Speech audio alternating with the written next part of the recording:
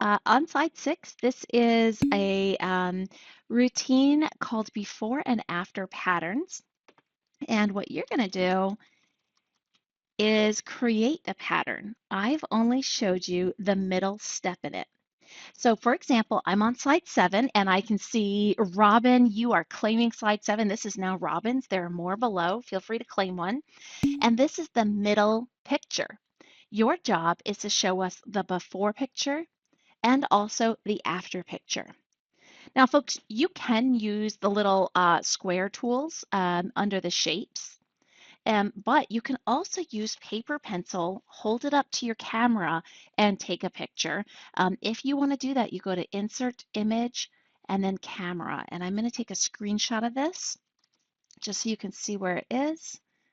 And I'll post it on that math routine slide so you can see. Feel free to interrupt me also if you need to learn how to do that.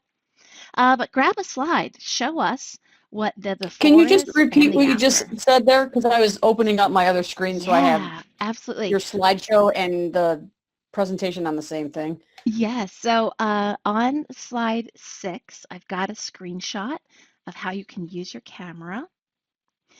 And what you'll do is you'll take one of these slides. It looks like we might need just a couple more. You'll see that, for example, Robin has slide 7. Robin's name's up there. And it looks like slide 9 is available. And you will put your name at the top. And then show us what this pattern could be. So you can take this shape. You might choose to make it growing, make it repeating, make it rotating. These are just used with little square boxes. But you can also just draw it out on paper and take a picture with your camera. Thank you. Yeah, sure thing. I'd just like to say thank you because I used your 4 in a row game the other day with some students, and I have a student that likes to fool around and be on other pages, and I love it. Blew his mind, and I could see where he was. He was like blown away. It was fantastic. It's nice He's for in 5th question grade. management. Oh, it's great. I'm loving it. I can't wait to learn more. Thanks again. Mm-hmm. And once you have your before and after finished, you may remove the yellow box. That's going to give others a cue that we can start guessing or describing your pattern.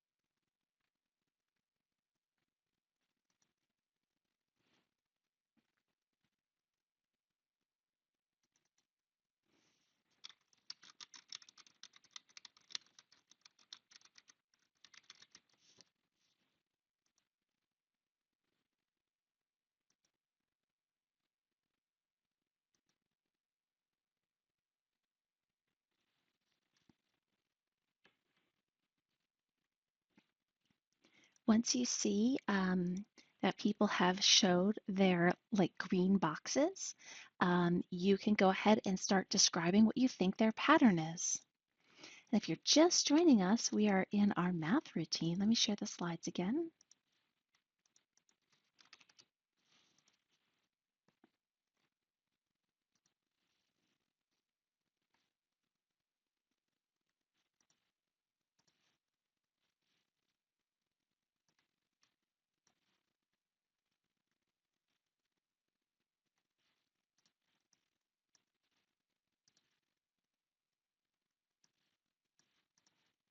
Was there a way to copy the whole shape?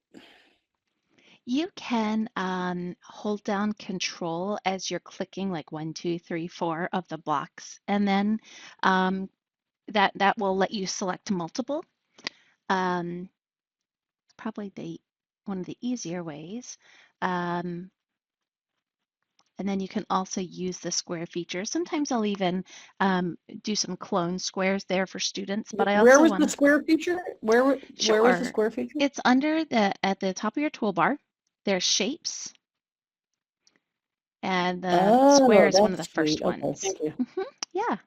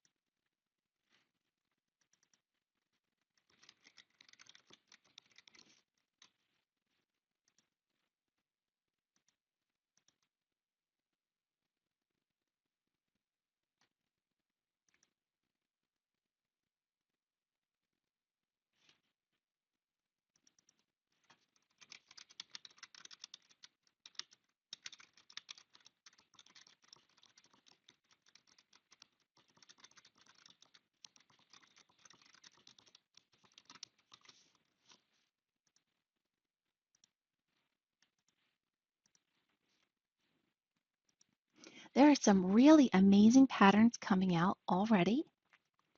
And once people have removed the yellow box, that means they are interested in your description. So you can go ahead and look through those and see if you can identify their pattern.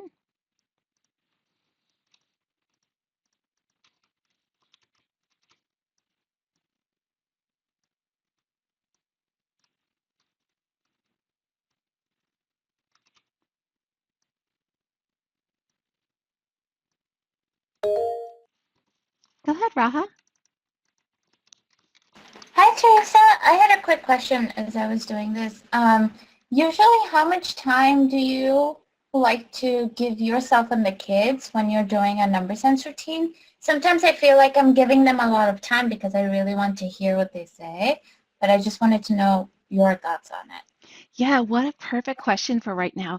So, what I wanted to showcase here is a way that you can kind of reimagine your homework expectations or your asynchronous work expectations.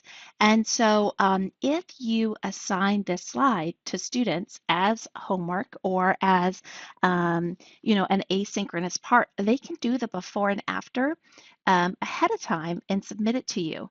And now you have a new one for every single day of the month. So you can just keep bringing in a new student's activity. And then, so what I would usually do here is have the before, during, and after displayed, and we would jump right into the routine with the green box. And I usually try to spend about 7 minutes on a math routine.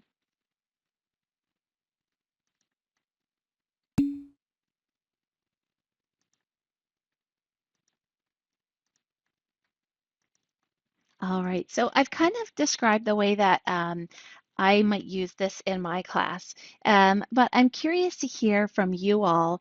What things do you see from this that you might choose to use in your classroom? Feel free to turn on your microphone, or if you want to be called on, you can raise your hand. But share with us what you could use from this.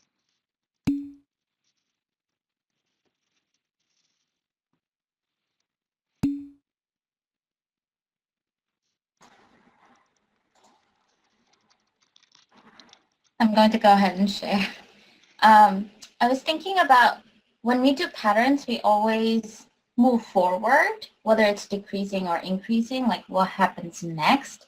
So doing a before and after really pushes their thinking of, okay, what if we did have just the middle, what would be before, and giving them that flexibility and choice to be like, all right, what would it look like in your brain, which is really cool. Yes, it does give flexibility and choice. And I'm going to highlight, I'm on slide 18. I've highlighted one of them yellow. Um, if this was yours, I'm curious, you're using the word base and you're using the word height. Why did you use those and what grade do you teach? Is this something that you expect your students to use? I feel like I'll be the only one talking. That was my box. When I looked at the pattern, is it okay if I click on the base? Oh, yeah. When I looked at the pattern, I noticed that the base, which is the foundation of each of those, stayed the same, like that. And the height just increased either by one, yeah, it increased by one. So these blocks increased by one. Our fourth graders, I teach fourth grade, so our fourth graders don't necessarily have to know that. But when I teach geometric, not the sequence, but geometric patterns with shapes, we do talk about that part that repeats. Now it's not in my brain, the word that I usually use, but what stays constant and what keeps either repeating or changing. So that would be a nice conversation to have with the kids. Yeah. And I think the opportunity for students to be able to show vocabulary and a reason that we actually have vocabulary, it's not just there because like our teacher makes us use it, but it helps us to describe the thing that's there. Go ahead, Lisa. I just listened to the part about what stays constant and what is increasing, and I think that's a good segue into algebra with linear functions. Tell us a little bit So it's more. What do you something mean by that? like in seventh grade, we study linear equations. We'll have like y equals x plus 7 or y equals 2x plus 7. So we've got that constant of 1. So what stays the same and then what is going to be changing or increasing. So the 4x would be our increasing part and our plus 1 would be the constant that stays the same. And Lisa, how cool would it be to have students look at these three images and have to identify the y-intercept in terms of like what does it look like in these images? What is the constant? Oh, that's a great idea. I like that. And then they can also color code the slope. They're seeing that rate of change, that 1, 2, 3, and so on. All right, folks, so that is just a quick little way that you can change up some of the pattern recognition activities that you do. You can also use things like dilations, rotations, translations, and more with this, but it does allow your students to think creatively, and then you can elicit that student work. You can put it up there and get other students to respond on like, what do you think the pattern is showing? So it's a great way of using that asynchronous time.